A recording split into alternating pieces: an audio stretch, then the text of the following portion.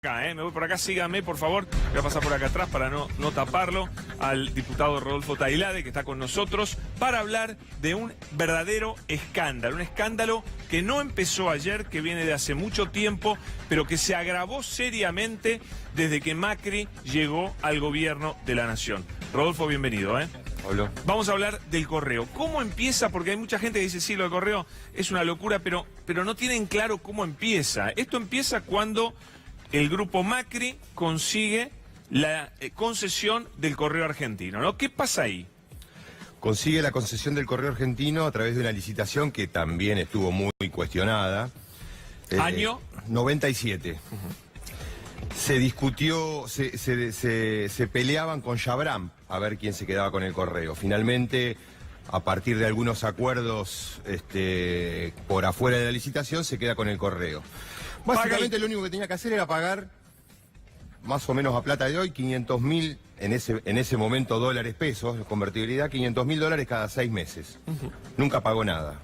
O sea, desde el 97 hasta hoy, nunca pagó una sola vez, ¿no es cierto? El primer semestre. El primer semestre ya, paga. Y ya con el primer semestre y ya con quejas de que, bueno, y después nunca más pagó. No paga más el canon. Jamás hasta que en el 2005 Néstor Kirchner le saca la concesión, le retira la concesión después de haber intentado que que actualice sus pagos. Finalmente le retiran la concesión. Por falta de pago. Por falta de pago, básicamente un factor que estaba contemplado en la concesión. Ya el correo argentino Sociedad Anónima es una empresa residual del grupo Macri. Deja de tener sentido, exactamente. No sé por qué se siguió llamando correo, porque no tenía correo. El correo empieza a ser estatal de vuelta. Hoy, varios años después, entendemos que tenía sentido porque siguió vaciando a la empresa. Claro, porque era una empresa que básicamente lo único que tenía era deudas. Sí, tenía deudas, bastantes. Entre otras deudas, sacó casi 400 millones de dólares en créditos al BID y al Banco Santander para echar gente. Durante la época en la que tuve la concesión. Y esos 400 millones, otra de las razones por las cuales se discutió con el Estado, lo sacó, es que quería hacer pasar eso como una inversión, digamos. O sea, no, yo invertí 400 millones de dólares, en realidad pidió plata prestada para echar gente y racionalizar según ellos. Pero esas fueron las deudas más grandes que tomó, que tuvo el correo. Salvo el Estado, ¿no? Fueron los tres grandes montos adeudados. Okay. Ahí con las tres pasó, el del Código Penal, digamos, por los tres créditos. Porque el BID y el Banco Santander, que le habían prestado 400 millones de dólares entre los dos, un día dejan de ser acreedores del correo, en la quiebra, digamos, en el concurso, en este expediente comercial. Primero empieza un concurso. Claro, cuando le quitan la concesión empieza el concurso. Se concursa la empresa. Se concursa la empresa y al poco tiempo un juez, Eduardo Fabián Dubois, declara la quiebra. Declara la quiebra, que es revocada por la Cámara. La misma Cámara o la misma sala, Cámara Comercial, la misma sala que es la responsable, de alguna manera, o la corresponsable de lo que pasó ya en el gobierno de Macri. Bueno, pero ahí pasan un montón de años donde paga algo. No paga nada, absolutamente nada. No paga nada el grupo Macri. Se dedica a seguir vaciando, por ejemplo. La va vaciando con varias maniobras. Por ejemplo, una es los contratos con los abogados, ¿no es cierto? Sí, creo que tenemos una plaquita sobre los eso. Abogados. Porque hay un abogado conocido que es Pablo Tonelli, actualmente funcionario de Cambiemos, que factura una cantidad de plata impresionante, 4.437.984 millones, un estudio de abogados integrado por Tonelli y su hermano, ¿no es cierto? Sí. Esto, lo que vos sostenés, es que era una forma de ir sacándole la plata a la empresa. Este era un mecanismo, exactamente, un mecanismo para digamos, sacar lo último que le quedaba al correo, cosa de que nadie cobrara nada. Pero fundamentalmente el Estado. Pablo Tonelli fue abogado, primero fue apoderado en la época de la concesión, fue apoderado, luego fue abogado de correo, pero lo más grave de Tonelli es que, de alguna manera, a partir de las maniobras que luego se verificaron, maniobras delictivas, según el fiscal Sony, que se verificaron en el concurso, formó parte de un grupo de abogados que están imputados, digamos, ¿no? Algunos con un poquito más de compromiso que fueron indagados y otros que todavía no han sido indagados. Pero él no Pablo intervino Tonelli, en cuestiones relacionadas con la... Bueno, acá hay otros... Sí, pero lo de Tonelli, Pablo, es importante. Intervino Al con mismo su tiempo que Ariel dijo que es el que investiga la causa penal del Correo, está investigándolo a Tonelli. Tonelli llevaba adelante en el Consejo de la Magistratura como consejero un expediente contra Ariel Dijo con la finalidad de destituirlo. No se excusó. No se excusó, exactamente, y al contrario, lo impulsó él al expediente. Otro estudio, Kleidermacher, que recibió 9, casi 10 millones de pesos. Sí. Jaime Kleidermacher, el titular del estudio, sí fue indagado por Lijo recientemente como responsable o cómplice del fraude al Estado que se quiso pergeñar, ¿no? ¿Cómo fue ese fraude? Porque finalmente llega Macri al gobierno y da instrucciones para solucionar este problema, ¿no? ¿Cómo fue el hecho por el cual hoy está investigado el presidente de la Nación?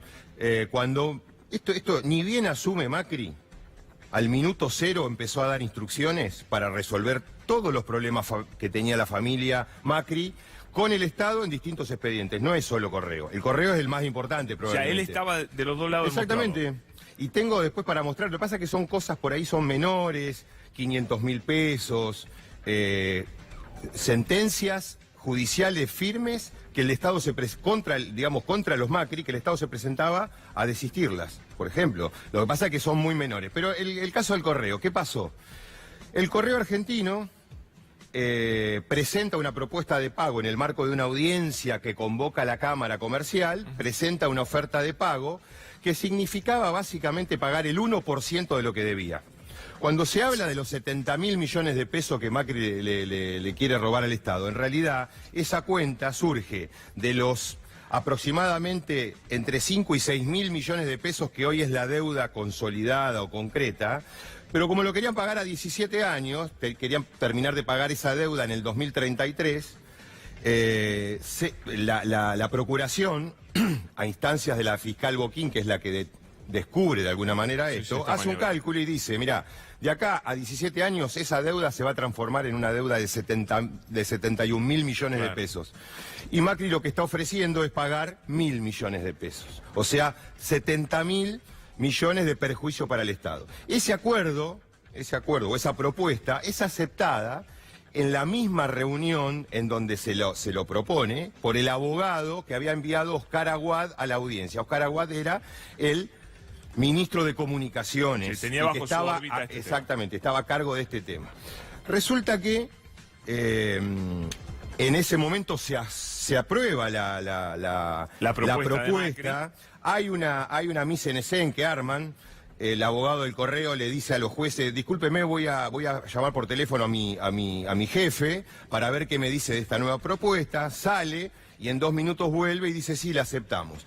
El problema es que después el fiscal Sony, cuando nosotros hicimos la denuncia, el bloque de diputados en ese momento hace la denuncia penal por esto, el fiscal Sony luego determina que había habido 25 reuniones entre los abogados del Correo, Aguad, el propio presidente, en algunos casos intervino el propio presidente. Con una impunidad total. 6 meses, digamos, los 6 meses de 2016 antes de la audiencia había habido múltiples reuniones en donde se discutió eso. Y no solamente eso, sino que también se descubrió una nota firmada por el abogado que fue a la audiencia 2 meses antes de que se conociera la propuesta, diciéndole a Aguad, esto nos van a proponer. Una cortita, el Procurador General del Tesoro, el jefe de los abogados, era Balbín, ¿no? El doctor Balbín. También desplazado. ¿Qué pasó con él? Bueno, Balbín... ¿No estuvo de acuerdo con esto? Claro, Balbín, cuando la famosa conferencia de prensa de Macri que dice instruí para volver para que se vuelva a foja cero. Digamos, porque no es abogado, pero ahí está reconociendo que digamos que había una macana atrás de eso. Sí. Pero cuando pone en marcha el operativo Foja Cero, empieza a preguntar y a pedir dictámenes a la administración pública, el procurador en ese momento, Balbín, dice que era absolutamente perjudicial ese acuerdo para el Estado. Claro. Entonces lo desplazan. Lo echan. Y ponen en lugar de él a Bernardo, el actual procurador del Tesoro, Bernardo Sarabia, que había sido abogado de los Macri, abogado de SOCMA. También desplazaron, y en este caso no fue Macri, pero bueno, fue un soldado de Macri, que es el procurador, el que reemplazó a Gil Carbó, Eduardo Casal, desplazó a Juan Pedro Sonic, fiscal de la causa. Fiscal de la causa, lo desplazó para poner a Polichita, digamos. Resulta que el escándalo era tan grande que Polichita no tuvo otro remedio que pedir las indagatorias de Aguad, de los abogados del Correo. Cuando pidió las indagatorias también lo desplazó. Hoy el fiscal es Eduardo Tayano. Es decir, hay no solamente que hay una vocación predatoria de parte de los Macri en este aspecto, de defraudar permanentemente al Estado, porque acá tenés la película de la sociedad, digamos, del drama argentino, es decir, tenés desde el 97, cuando se quedan con una concesión que era un patrimonio público y no le dan un peso al Estado, pasando por todas las tramoyas. Y después termina la tramoya y buscan la impunidad a través de los desplazamientos estos. Rodolfo, una sola pregunta sobre otro tema, el tema del apagón. No tenemos que olvidarnos que el país entero se quedó sin luz. El miércoles tiene que ir a dar explicaciones el ministro de Energía. Sí, en principio vamos a ver si va a ir. El secretario de Energía Lopetegui... sí, degradado secretario. Sí, secretario de Gobierno de Energía. Vamos a ver. Yo no creo que vaya. Por lo pronto, la conferencia de prensa que dio el día del apagón fue patética, lamentable. Es decir, no sabía dónde estaba parado, no sabía qué había pasado, pero sin embargo decía que no se iba a volver a repetir. Me parece que lo que tienen que saber es qué pasó. Y de paso te digo, Yacilec, que es una empresa de transporte de energía en donde aparentemente se focaliza el problema, Yacilec es una empresa de los Macri. Y vos sabés que Yacilec, te traje en la misma época del Correo Argentino, fugó plata por $10 millones en el 2001. Digamos, toda la secuencia es trágica. Otra vez. Veremos, Rodolfo, qué pasa. Otro día la seguimos. Dale, Pablo, muchas gracias. Gracias por estar con nosotros. Por favor. Muy amable. El diputado Rodolfo Tailade. Señor